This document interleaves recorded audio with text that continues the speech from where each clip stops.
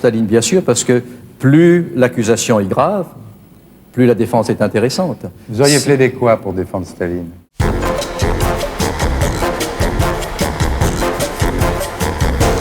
Maître Vergès, bonsoir. Bonsoir. Donc vous publiez chez Michel Lafon un livre qui s'appelle Omar m'a tué, histoire d'un crime. Ça veut dire quoi, Omar m'a tué? C'est vous qui avez été tué par Omar? C'est personne. Ouais. La phrase est ridicule, elle est tragique, elle ne concerne pas Omar, et c'est pour ça que je l'ai prise. Ouais. L'histoire d'un crime, c'est l'histoire de ce qu'on a fait à Omar. Mais pourquoi Omar ne serait-il pas coupable? Omar ne serait pas coupable pour une raison simple. Le corps a été découvert le 24 juin, à 8 heures du soir. Le médecin est venu, il a constaté les signes sur le cadavre. Parmi ces signes, il y a les yeux clairs. Les yeux clairs indiquent que la mort ne remonte pas à plus de 6 heures ou 8 heures. Si nous sommes à 8 heures du soir, la mort remonte au 24 juin, lundi 24 juin. Le 28 juin, il y a eu une autopsie faite par 3 médecins. Ils ont constaté les mêmes choses. Au mois de novembre, les 3 médecins ont déposé un rapport en disant la mort remonte au 24 juin entre 11h30 et 14h. Et puis au mois de décembre, mais tout ça, ça ne collait pas parce que Omar, le 24 juin, a un alibi en béton. Il est dans sa famille à Toulon. Alors le 15 décembre, les 3 médecins disent c'est une erreur de dactylographie qu'aucun des 3 n'a vue et la mort, en fait, est antérieure de 24 heures. Seulement, ce n'est pas une erreur de dactylographie parce que si on a fixé cette date au 24 juin, c'est à partir de constatations qui, elles, ne sont pas erronées. Donc, Omar n'a pas pu tuer Madame Marshall le 24 juin parce que le 24 juin, il n'était pas là. Et il a malgré tout été condamné à 18 ans Et malgré de tout, réclusion criminelle, malgré les circonstances atténuantes en plus. Et là encore, on constate quelque chose de bizarre. Madame Marshall est une dame de 65 ans. Elle a toujours été très gentille avec Omar. Elle est tuée de 5 coups de chevron, c'est-à-dire un petit madrier, sur le crâne. Ces 5 coups ont été portés avec une telle violence qu'une phalange a été coupée quand elle se protégeait, que son dentier, plutôt son bridge, a été projeté. Le meurtrier lui a porté ensuite 15 coups d'une arme blanche sur le corps, depuis le cou jusqu'à la cuisse. Le foie, le ventre, une blessure de 15 cm et les entrailles dehors. Un crime pareil ne mérite aucune circonstance atténuante. Si c'est Omar, c'est perpète. Or, on lui a donné les circonstances atténuantes. Les circonstances atténuantes expriment le doute des jurés. Mais dans toutes les sociétés civilisées, quand il y a un doute, on acquitte, on ne condamne pas à moitié. Donc pour vous, il n'est pas innocent jusqu'à preuve du contraire, il est innocent. Pour moi, il est innocent. Mais qui a tué alors Madame Marshall? Alors, qui a tué? Il faut poser la question. À qui profite le crime? Madame Marshall était une veuve. Elle était séparée de son mari, M. Marshall, depuis une quinzaine d'années. Elle était séparée de lui, ensuite il est mort, ils n'ont pas divorcé. Elle est milliardaire. Elle a un domicile en Suisse, et la luxueuse maison de Mougins n'est que sa maison de campagne. Il y a quelqu'un à qui le crime va profiter. Nous ne savons pas qui. On n'a pas cherché dans ce milieu. C'est vrai qu'on a trouvé, on a remarqué plutôt une voiture immatriculée en Suisse, une grosse berline garée près de la maison. Oui, mais plus que ça.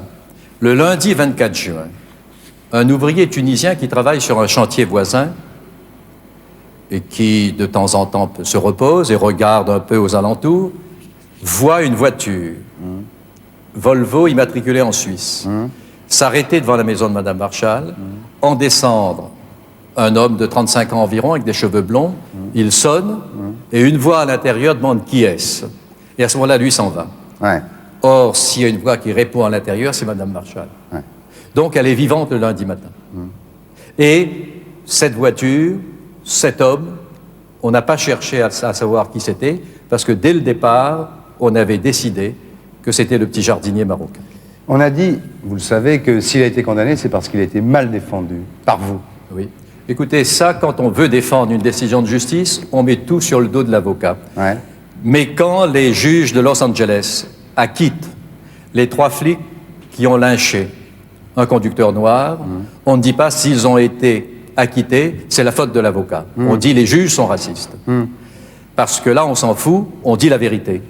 Mais pourquoi ne pas avoir utilisé plutôt votre fameuse stratégie de rupture, c'est-à-dire de remettre en cause la légitimité même du tribunal? Un avocat ne fait pas de la rupture quand le dossier est un dossier qui n'est pas de rupture. Quand je défendais les prisonniers du FLN, c'était un procès de rupture, c'était des procès politiques. Bon. Tandis que dans le cas d'Omar, il y avait dans le dossier suffisamment d'éléments pour plaider simplement devant des jurés et leur dire « mais voyons, il n'y a rien ». Et essayer de convaincre les jurés et donc ne pas faire d'incident, mais discuter simplement, calmement du dossier. Et c'est pour ça que j'ai choisi cette stratégie qu'on appelle de connivence, c'est-à-dire discuter du dossier simplement. Omar Haddad, c'est l'affaire Dreyfus pour vous? C'est pas tout à fait l'affaire Dreyfus. J'ai évoqué l'affaire Dreyfus, il y a des rapports, il y a des différences aussi. Dans l'affaire Dreyfus, l'opinion était contre Dreyfus. Et Dreyfus et ses amis ont dû se battre 12 ans pour faire admettre son innocence. Dans le cas d'Omar Haddad, ce qui est bien, c'est que l'opinion est de son côté. 48 heures après, 65% des Français pensent que le procès n'a pas été équitable. Donc voilà une différence. C'est l'attitude de l'opinion.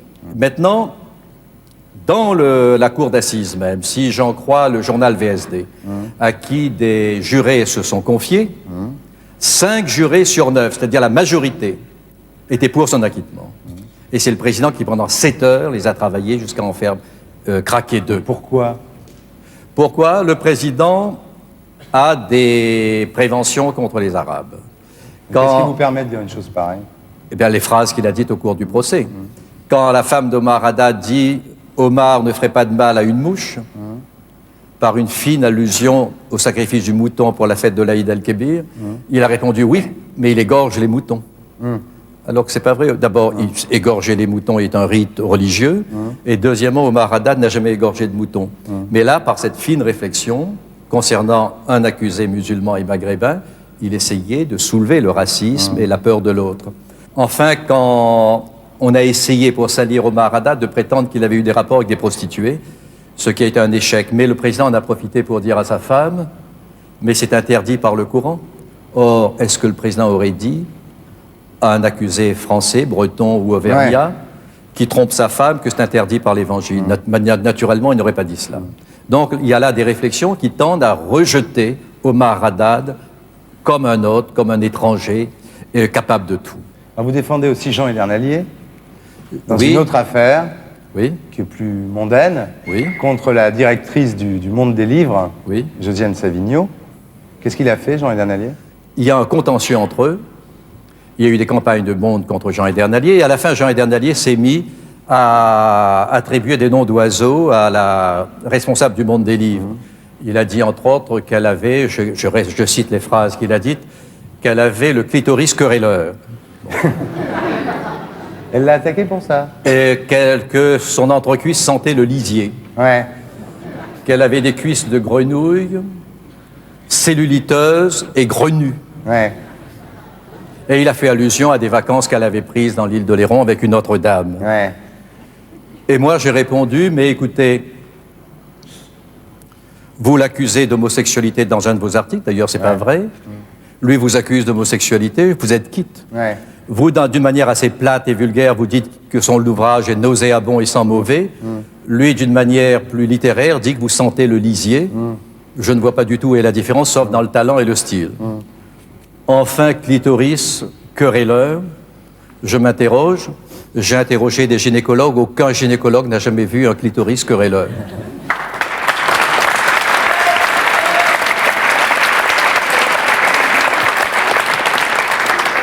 Mais quant à faire, je ne pense pas que ce soit une critique ni une injure. L'injure aurait été de dire qu'elle avait un clitoris mou. Bon, ce n'est pas le cas. Et qu'à ce moment-là, donc, c'est une fausse querelle qu'on lui cherchait. On a des photos du clitoris ou pas? Bien sûr, tout le monde a droit à un avocat, même Klaus Barbie. Mais là, il se trouve que c'était vous. Et ça vous a été beaucoup reproché. Ça vous a coûté cher d'avoir défendu Barbie? Ça m'a coûté cher, non, ça m'a rapporté beaucoup d'injures. Ça m'a valu la considération de beaucoup de gens assez inattendus. Des gens qui, sur le moment, certainement, ont dû se dire « c'est pas bien ce qu'il fait », et qui ensuite, quand ils ont eu à se défendre, ont dit ben, « finalement, c'est lui qu'on va prendre, parce que, quel que soit son client, il se bat pour eux. et il n'est pas poltron.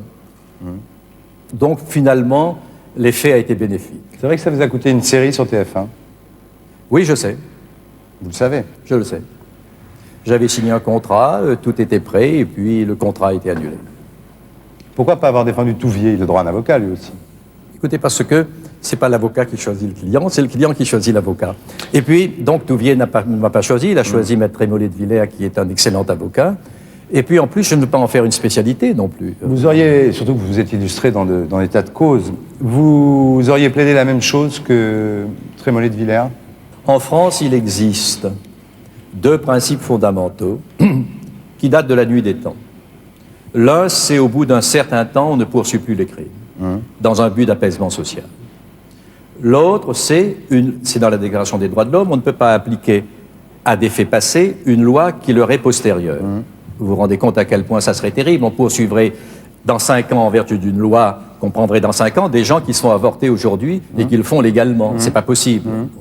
Ça crée une trop grande instabilité, on ne sait plus où est la loi. Ces 2 principes, on renonce à ces principes pour faire ce genre de procès. Est-ce que condamner Touvier valait la peine de renoncer à ces 2 principes essentiels?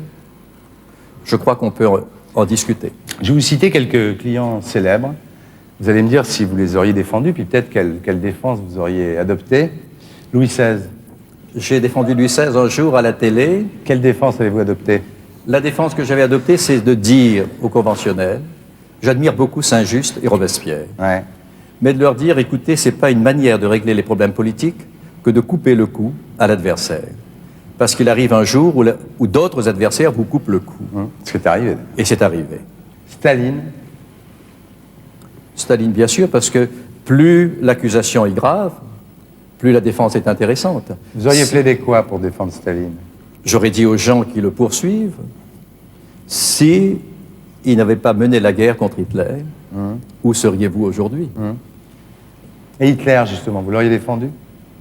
S'il avait été d'accord avec mon système de défense. Qui aurait été quoi? Qui aurait été que Hitler est né dans une société allemande, humiliée par le traité de Versailles. Le traité de Versailles a été très injuste envers les Allemands. Et les réparations qu'on a exigées aussi. Et cela a provoqué une grande frustration chez les Allemands, et c'est sur la base de cette frustration qu'il y a eu une réaction nationaliste qui a amené Hitler. Ça n'a peut-être pas marché, ça. Mais aucune de ces défenses n'aurait marché, c'est des affaires jugées d'avance. Dreyfus? Oui. Dreyfus, forcément.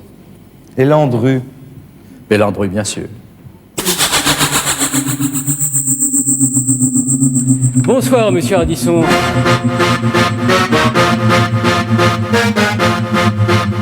Je suis ému de constater que 70 ans après ma condamnation à mort, on ne m'oublie pas.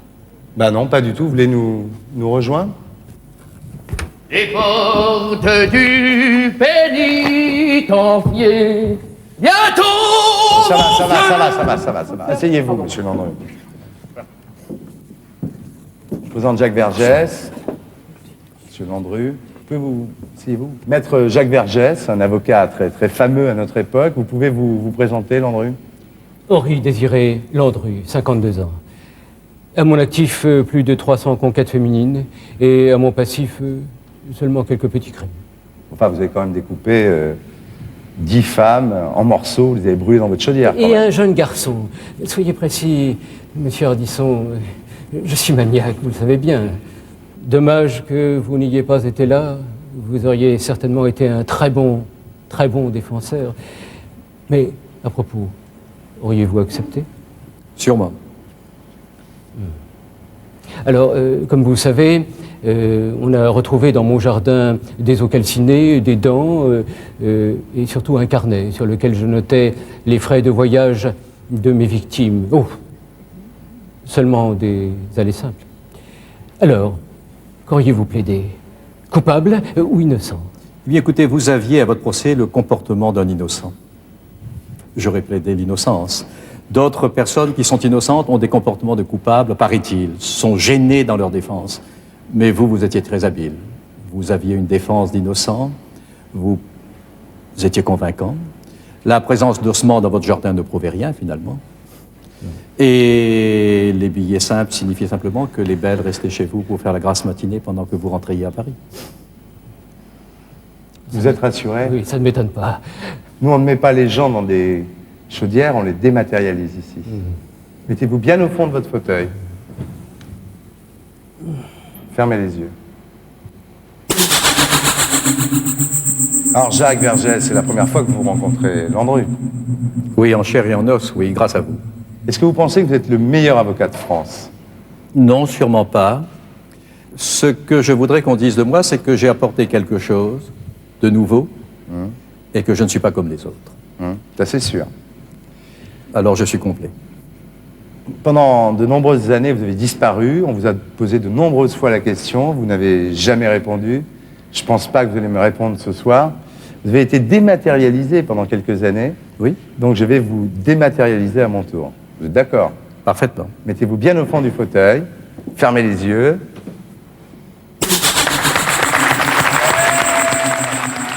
Et pour être sûr de ne rien rater de Inarditube, abonnez-vous et mettez un pouce bleu.